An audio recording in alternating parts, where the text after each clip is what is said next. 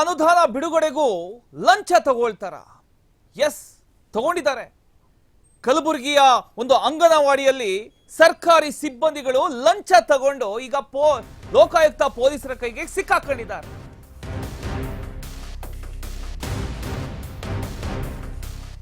ಮೊಟ್ಟೆ ಅನುದಾನ ಬಿಡುಗಡೆಗೂ ಲಂಚ ಪಡೆಯುತ್ತಿದ್ದಂತಹ ಸಂದರ್ಭದಲ್ಲಿ ಅಂಗನವಾಡಿ ಸಿಬ್ಬಂದಿ ಲೋಕಾಯುಕ್ತ ಬಲೆಗೆ ಬಿದ್ದಿದೆ.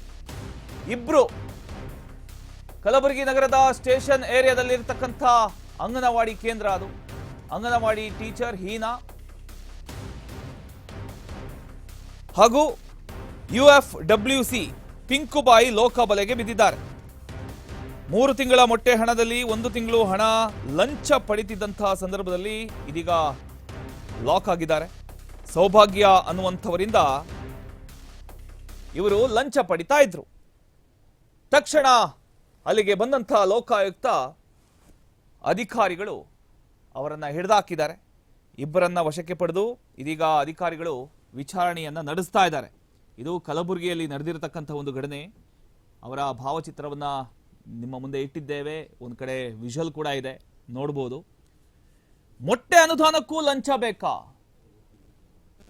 ಅಂತ ಒಂದು ಪ್ರಶ್ನೆ ಈಗ ಕಲಬುರಗಿಯಲ್ಲಿ ಶಾಕ್ ಅನ್ನ ನೀಡಿದೆ.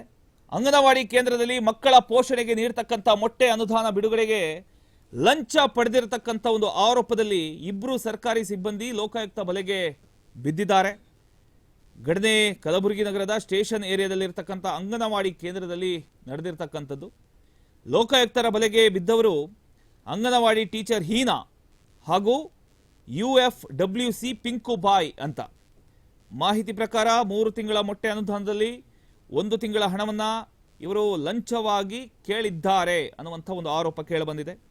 ಸೌಭಾಗ್ಯ ಅನ್ನುವಂಥವರಿಂದ ಹಣ ಪಡಿತಕ್ಕಂಥ ವೇಳೆ ಲೋಕಾಯುಕ್ತ ಅಧಿಕಾರಿಗಳು ದಾಳಿಯನ್ನ ನಡೆಸಿ ಇಬ್ಬರನ್ನು ಹಿಡಿದಾಕಿದ್ದಾರೆ.